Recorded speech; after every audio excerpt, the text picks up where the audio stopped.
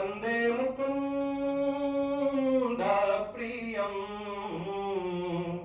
वंदे भक्त जनाश्रयं च वरदां वंदे शिवं शंकरं वंदे शिवं शंकरं। मंच में विराजमान सभी गुरुजनों को मेरा प्रणाम है।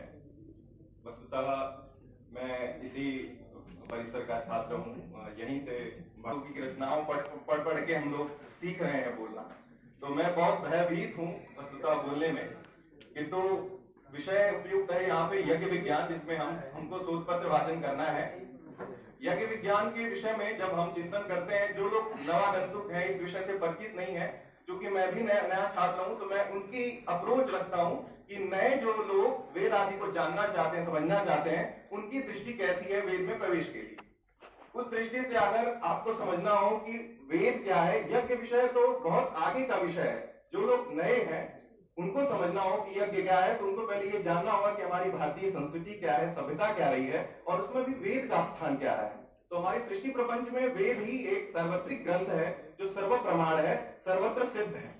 इसलिए वेद को ये कह देना या वेद को तुरंत झटित सी ग्रंथालय से उठा के ला के पढ़ने शुरू कर देना, ये बिल्कुल ही प्रत्युत सही नहीं होगा। इसलिए ये समझना होगा कि हमारे वैयाकरण के हिसाब से 4 सत्ताओं में 4 धातुओं से अगर वेद शब्द बनता है, चाहे वह ज्ञान के अर्थ में हो, चाहे वह सत्ता के अर्थ में हो, चाहे वह लाभ के अर्थ में हो, चाहे विचारण के अर्थ में हो, तो ये चारों ही सत्ताओं में वेद अपने आप को पूर्ण रूप से प्रतिष्ठित करता है और तत्त धातुओं के तत्त अर्थ को प्रसिद्ध करता है और उनको समझाता है, लोक में चर्चित होता है।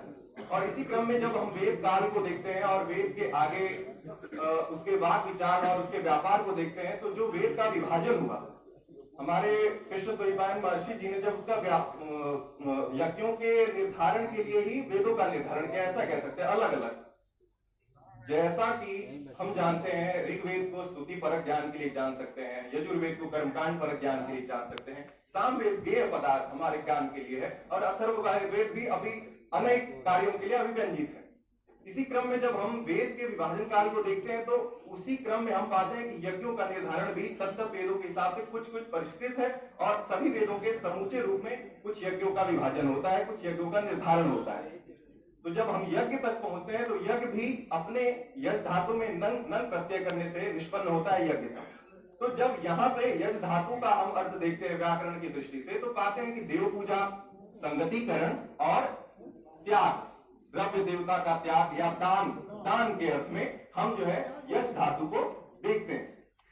और जब हम इन बहुत ज्यादा विज्ञान को समझने के लिए बहुत आगे जाने की जरूरत नहीं है कि यज्ञों में विज्ञान कहाँ है या यज्ञ विज्ञान से कैसे जुड़ा हुआ है।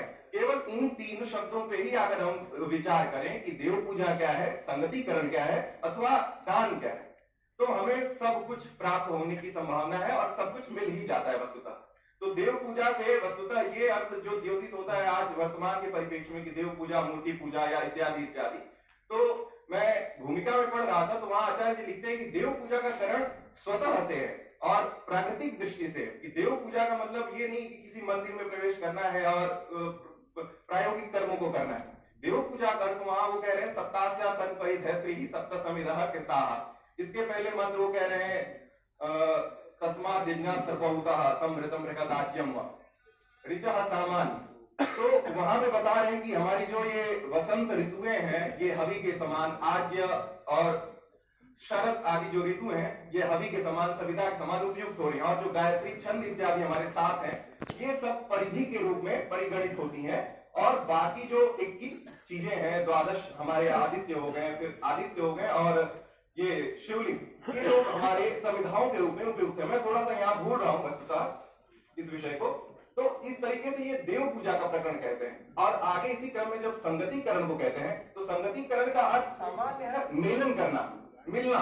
2 धातुओं, 2 तत्वों का, 2 पदार्थों का आपस में मिलन संगतिकरण के रूप में हम देख सकते हैं। जैसे कि हम एक बीज को जब बोने के लिए पृथ्वी के अंदर उर्वरा मिट्टी में जब उसको डालते हैं, छोड़ते हैं, तो वो एक समय के बाद वो अंकुरित हो जाती है हमारे जल आदि के सिंचन के द्वारा। और उसका अंकुरण और बाद में काल के बाद उसका वृक्ष के रूप में उत्पन्न होना ही एक अद्भुत विज्ञान है। जिस बीज को हम एक डब्बे के अंदर बंद करके रख सकते थे, एक समय के बाद वो एक विशाल वृक्ष के समान हो जाता है, जिसमें बड़े बड़े भवन भी छिप सकते हैं। ये क्या एक किसी विज्ञान से कम है? हमें संयम रखने की आवश्यकता है और शास्त्रों के प्रति श्रद्धा रखने की जरूरत है, तब इन चीज को हम समझ सकते हैं।